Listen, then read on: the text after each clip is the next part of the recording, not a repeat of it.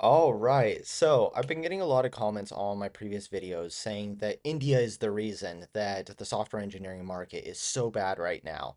And nah, I'm sorry, I'm not buying it. I know that that might not be a popular opinion, but I'm not seeing it. And I'm also, even if I'm upset, don't want to just go and randomly attack a random group of people who have nothing to do with it. So I'm not seeing it.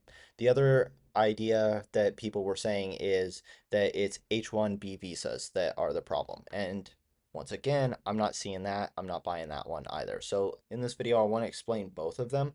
They're separate issues, but I want to get both of them at the in this video. So first, let me address the problem or the question with India and why I don't see it. So with India, the argument is that these companies are outsourcing a lot of the jobs over to India, and that's why the job market is there's not a lot of software engineering jobs right now. And if this was the case, what we would have seen is that during the time, because I'm trying to isolate the variables, let's see if it's true. So India has been around as a technologically developed country for a long time now. Depends on when you will say, but probably around the 80s or 90s. They have plenty of engineers. They have the infrastructure to be able to facilitate those uh, uh, projects. And so that's happened around in the 90s, 2000s, somewhere around this time frame. So India has been around as a technologically developed country for a little while now. And so what you would have expected to see is okay, that during this time frame that India has been technologically developed, that the jobs would be decreasing over this entire duration, but that's not what we have seen at all. That's not what we've observed. So let's give it the most generous time frame. So let's just say the 2000s, okay? To now. During this time frame, we had the golden age of software engineering, which was around the 2010s. That's when the job markets was so like pumping, you know? Things were really good at that time. There were so many jobs.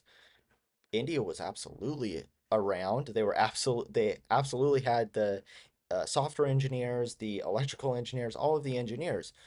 Um, they had that capability, is what I mean. They had a lot of capable engineers over in India. They had the infrastructure. They had all of that. But there were still jobs here in the United States. So, okay, that it's just not even lining up at all. It doesn't make sense. So, over this time frame, we had this boom, and then about 3 years ago, it crashed. So, you're trying to tell me that, oh, it's India, even though India has remained constant over this time frame. I'm sorry. I'm sorry. I don't see no. I don't think so. I don't think so. I don't think so at all. The other point of evidence that I can give for this is okay, well, I go online and I look at job postings. There's a lot of mid-level software engineering positions. There's a ton of them. And there's even more senior software engineering positions available. So, okay, what the companies outsource the junior positions? Come on. Come on, man. This doesn't make any sense. That doesn't make any sense. They just outsourced but only the junior level positions. Nah, no. If anything, you would expect to see the inverse, right? You would expect that if I was a company and I was trying to outsource, I would outsource the senior positions the most, and then the next I would do the mid-level positions, and last would be the junior positions because seniors are the most expensive. So that's what I would focus my efforts on.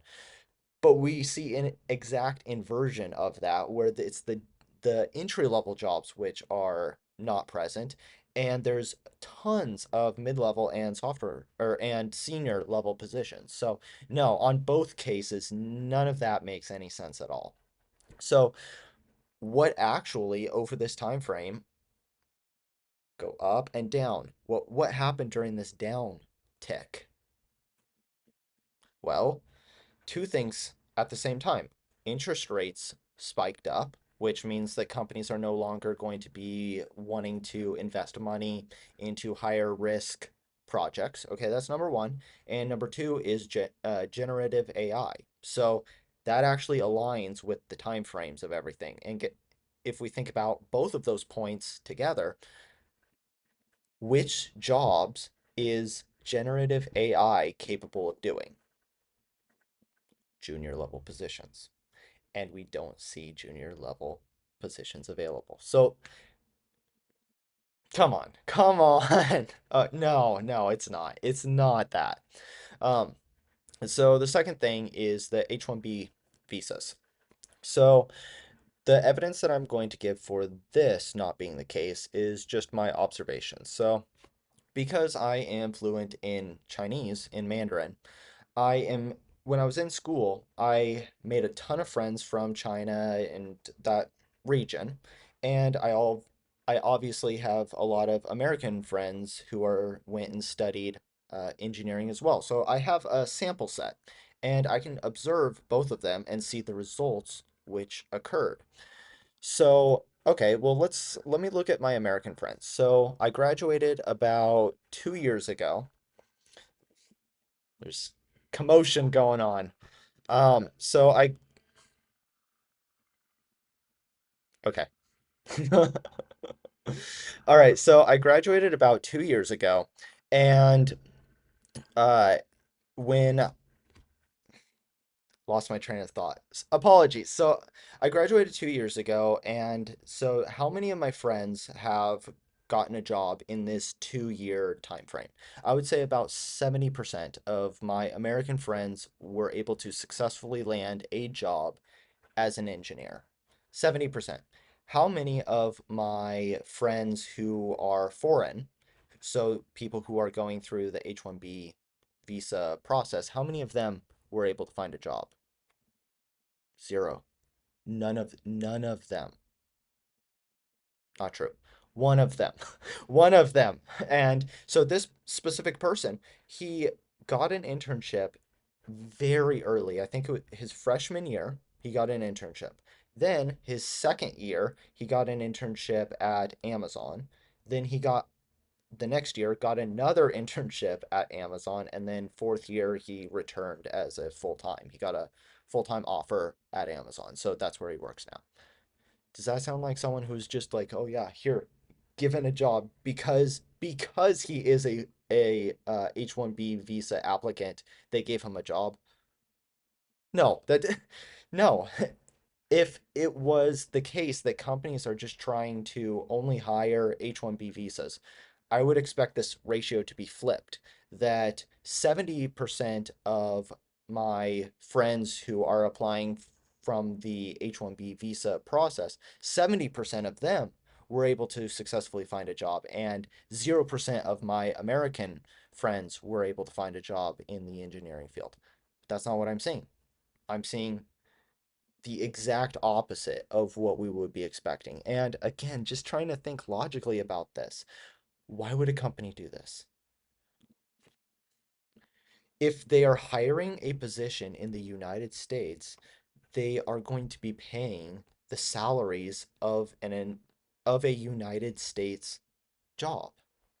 So there's not really any advantage, and people are coming up with crazy contortions about how the companies are trying to trap the employees and all of this stuff, but that doesn't make any sense either because the employee would be able to change companies if they want to, and so no, it doesn't make sense. I'm not buying it. I don't think either one of those are true.